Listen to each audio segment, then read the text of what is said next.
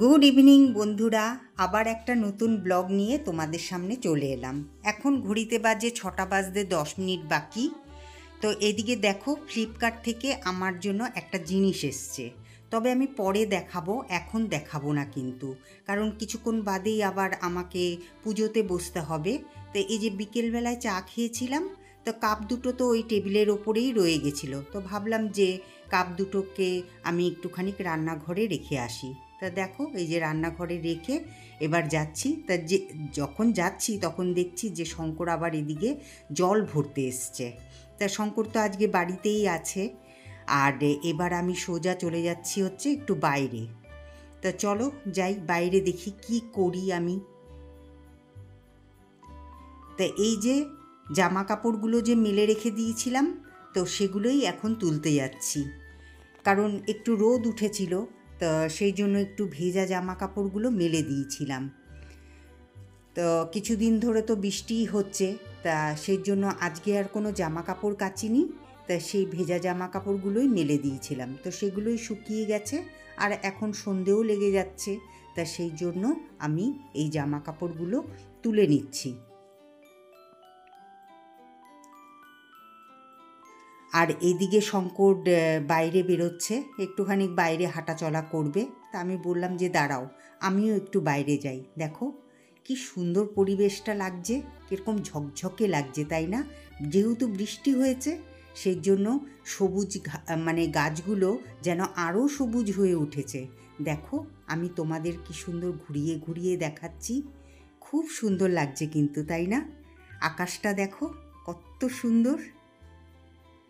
এবার আমি সোজা চলে আসলাম ঘরের দিকে, কারণ ঘরের দিকে না, ঘরের ভেতরে। তাই এই যে জামা কাপড়গুলো হাতে নিয়েই বাইরে দাঁড়িয়েছিলাম, তো জামা কাপড়গুলো রাখলাম। আর এই দেখো, সকালবেলায় আমি যখন নাকি পুজো করেছিলাম, তো সব আমি কিন্তু রেডি করে রেখে দিয়েছি।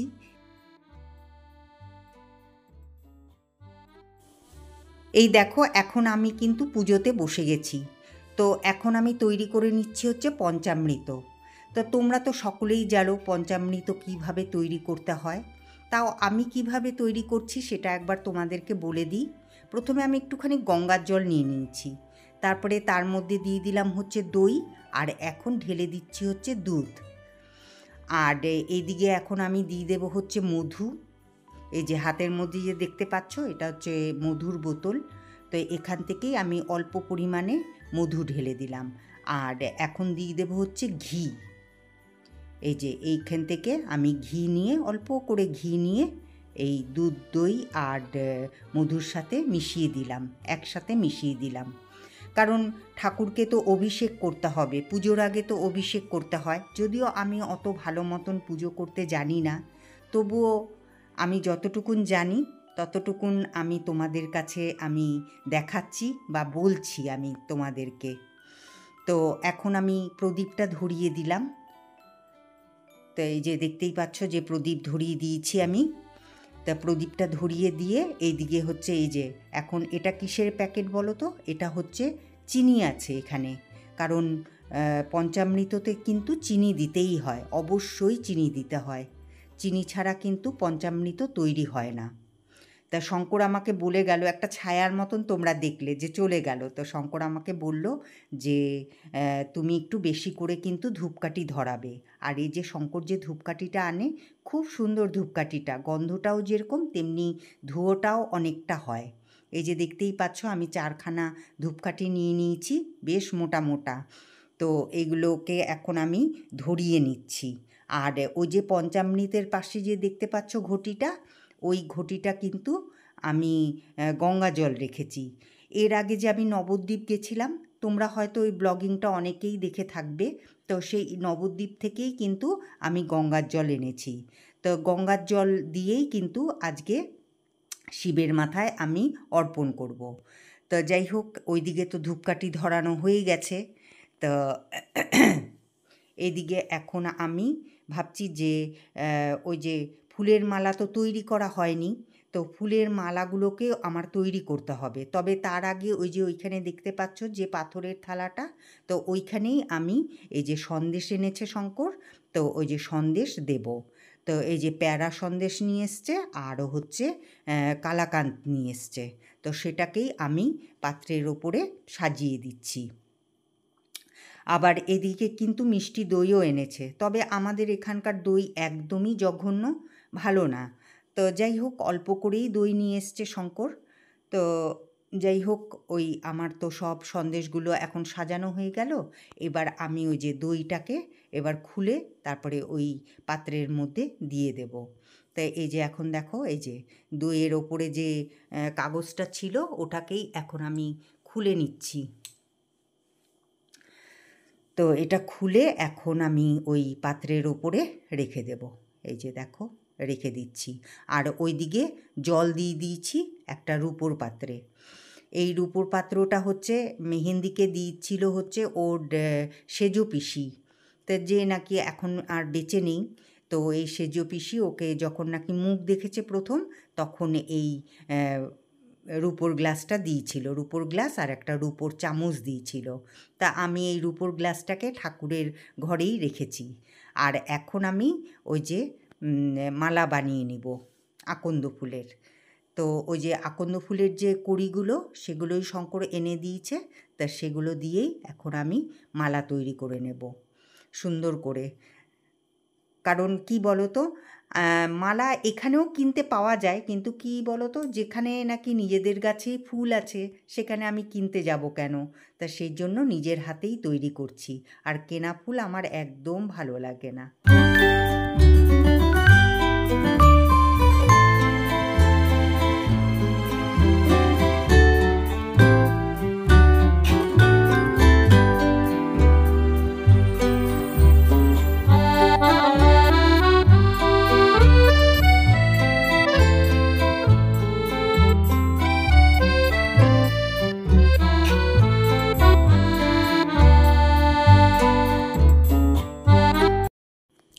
তা ফুলের মালা তো তৈরি হয়ে গেছে। আর এখন আমি ওই যে সকালবেলায় যে আমি পুজো করেছিলাম, সকালবেলায় না তো, তখন 3টে বেজে গেছিলো। আজকে সব কিছু জোগাড় যন্ত্র করতে করতে মানে একটু দেরি হয়ে গেছিলো পুজো করতে। তো যাই হোক, ওই ফুলগুলো উঠিয়ে পাশে রেখে দিয়ে এই যে এখন আমি ঠাকুরের অভিষেক করে নিচ্ছি। এই যে পঞ্চামৃত দিচ্ছি ঠাকুরকে আর ঠাকুরের নাম করছি। ওম নমঃ শিবায়, ওম নমঃ শিবায়, ওম নমঃ শিবায়। পঞ্চামৃত দেওয়ার পর এখন আমি দিয়ে দিচ্ছি হচ্ছে গঙ্গার জল। আমি কিন্তু আগে এত পুজো আর্চা করতাম না। আমার শাশুড়ি মা, তারপরে আমার মেঝো যা, ওদেরকে দেখেই কিন্তু আমি পুজো করতে শিখেছি। আমি কি বলবো, বিয়ের আগে অত পুজো আর্চা করতে ভালোবাসতাম না। আমি পড়াশোনা করতেই খুব ভালোবাসতাম। আর এদিকে খেলাধুলা তো করতামই আমি। যাই হোক, এখন আমি এই ঠাকুরের কি বলবো, ঠাকুরকে এখন তো গঙ্গার জল দিয়ে স্নান করিয়ে দিলাম। এবার হচ্ছে আমি দিয়ে দিচ্ছি হচ্ছে চন্দন, সাদা চন্দন দিয়ে দিচ্ছি। তো সাদা চন্দন দেওয়ার পরে এই যে ফুলের মালাটা, যে এই ফুলের মালাটা এখন আমি পরিয়ে দিলাম। ওম নমঃ শিবায়, ওম নমঃ শিবায়, ওম নমঃ শিবায়, ওম নমঃ শিবায়, ওম নমঃ শিবায়, ওম নমঃ শিবায়, ওম নমঃ শিবায়, ওম।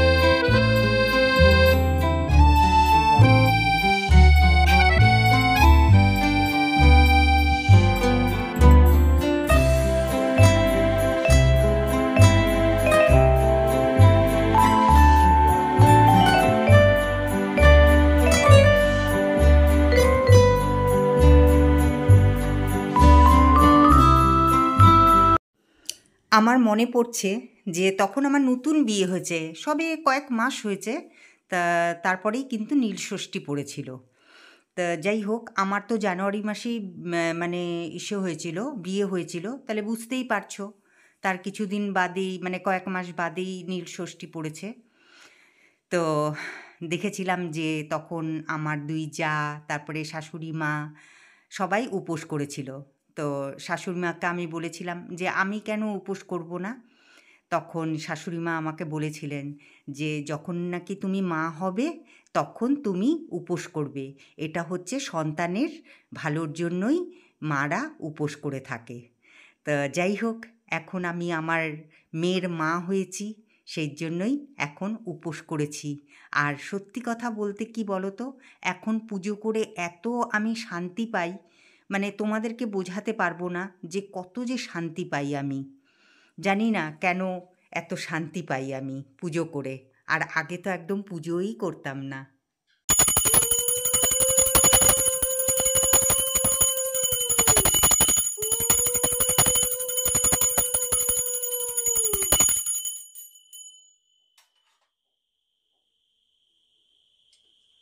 নমঃ শিবায়। ওম নমঃ শিবায়। ওম নমঃ শিবায়। ওম নমঃ শিবায়। ওম নমঃ শিবায়। ওম নমঃ শিবায়।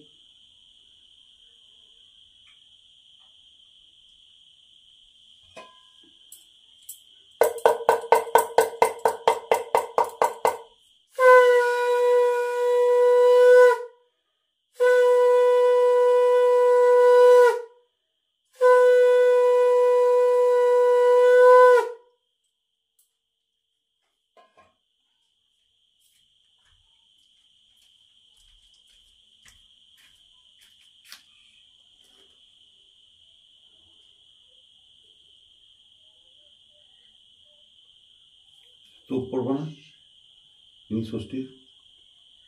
হ্যাঁ, যে পড়বো না?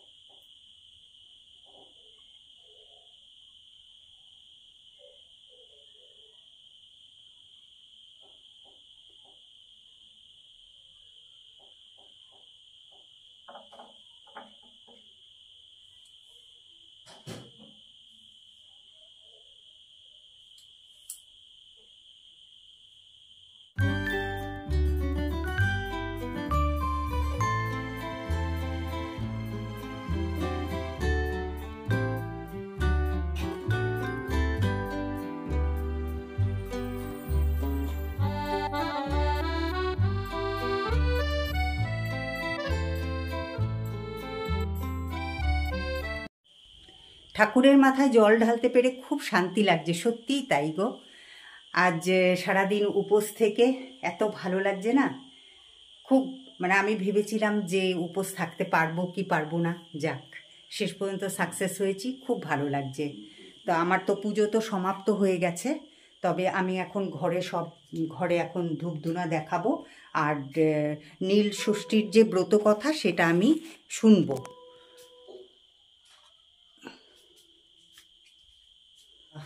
সারা ঘরে দেখিয়ে নিই।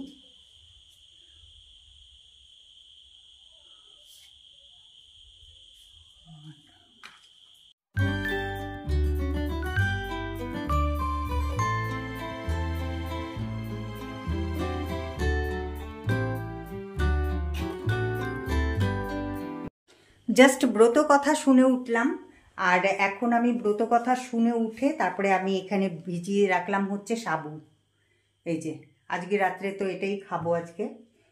তো আর ফ্লিপকার্ট থেকে কি এলো চলো তোমাদের সাথে এখন শেয়ার করি, ততক্ষণে সাবুটা ভিজুক, তারপরে পরে একটু প্রসাদ মুখে দিয়ে তারপরে উপোসটা ভাঙবো। তা চলো, শঙ্কর একটুখানি ধরবা, হ্যাঁ। তোমাদের সামনে খুলবো বলেই আমি আর খুলিনি আগে। তা দেখো আমি কি অর্ডার করেছিলাম তোমাদেরকে দেখাচ্ছি, দাঁড়াও।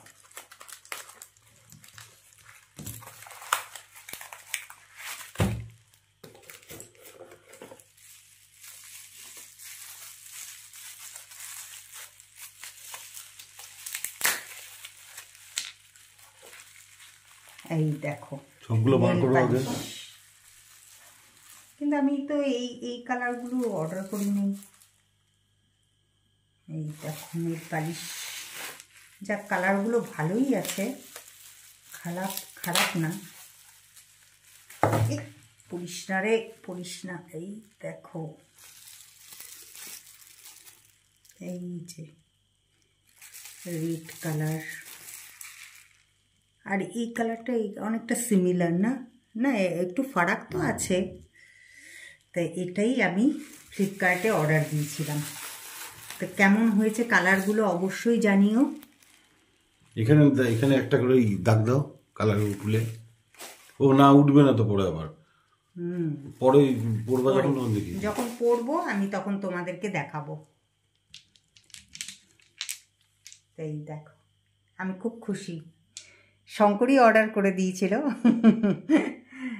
তা আমি খুব খুশি। বেশি কিন্তু বেশি দাম না, তবে দেখি, আমি পরে দেখি, যদি ভালো হয় তাহলে পরে আমি অবশ্যই তোমাদেরকে বলবো যে নেল পালিশটা ভালো কি না, ঠিক আছে? তবে কালারগুলো কিন্তু খুব সুন্দর। আমি বিশেষ করে এই রেড কালারটার জন্যই নিয়েছি, কারণ আমার রেড কালারের না কোনো নেল পালিশ ছিল না। তো যাই হোক, আমি খুব খুশি। আজকের দিনেই এলো, ষষ্ঠীর দিনে। যাই হোক, আমি কবে আসবে দেখো। আমি হাতে নেল পালিশও পরিনি, যদি আমি হাতে খুবই কম নেল পালিশ পরি, কারণ কি আমি হাতে নখ বড় রাখতে পারি না। একটু নখ বড় হলে পরেই সেটা ভেঙে যায়, এত নরম আমার নখগুলো। তা যাই হোক, পায়ে ঠায়ে পরবো, পরে তারপরে তোমাদেরকে দেখাবো। আজকে পরবো না, যেদিন পরবো সেদিন তোমাদের দেখাবো। এখন ঘড়িতে বাজে 9টা। তো তখন আমি খালি জাস্ট প্রসাদ খেয়েছিলাম, আর কিছু খাইনি আমি সেই সন্ধ্যে থেকে। তো এখন আমি এই যে সাবু, কলা আর অল্পটুকুন সন্দেশ নিয়েছি। তো চলো তোমাদেরকে একটু দেখিয়ে দিই। এটাই আজকে আমার ডিনার। এই দেখো 3টে কলা নিয়েছি। এই কলাগুলো খেতে ভালো লাগে বেশ। এই কলা নিয়েছি, তারপরে অল্প দুধ নিয়েছি, আর সাবু, আর ওই যে সন্দেশ, হাফ সন্দেশ নিয়েছি। তো এখন এটা একসাথে মেখে তারপরে খাবো। আমি তো 9টার সময় ডিনার করে নিয়েছি, আর শঙ্কর এখন করছে। এই যে শঙ্কর রাত্রেবেলাও খিচুড়িই খাচ্ছে। তা আমি বলেছিলাম যে সেদ্ধ ভাত করে দেবো, তো অল্প খিচুড়ি ছিল, তো সেই খিচুড়িটাই খেয়ে নিচ্ছে। তো এখন শঙ্করেরও ডিনার হয়ে গেল, তারপরে আমরা একটুখানি টিভি দেখব। ব্যাস, আজকে তাড়াতাড়ি করে ঘুমিয়ে যাব। কালকে থেকে শঙ্কর মর্নিং ওয়াক করবে, তাই তো শঙ্কর? হ্যাঁ, কারণ শঙ্কর না হলে পরে টাইম পায় না, বিকেলে তো টাইমই পায় না। তা সেই জন্যই বলছে যে না, কালকের থেকে সকালবেলায় উঠে মর্নিং ওয়াক করবে। আর এদিকে আমি এখন ওষুধ খাবো। একটা ওষুধ তো খাওয়া হয়ে গেছে, আর একটা ওষুধ খাবো। কিছুটা খেলা না, এত সুন্দর হয়েছিল। হয়তো আরেকদিন করবো, আরেকদিন করে খাবো। এটা তো এখন একদম জমে গেছে। এটা পাতলা হলে পরে না খুব সুন্দর লাগে খেতে। ভালো হয়েছে না শঙ্কর খিচুড়িটা?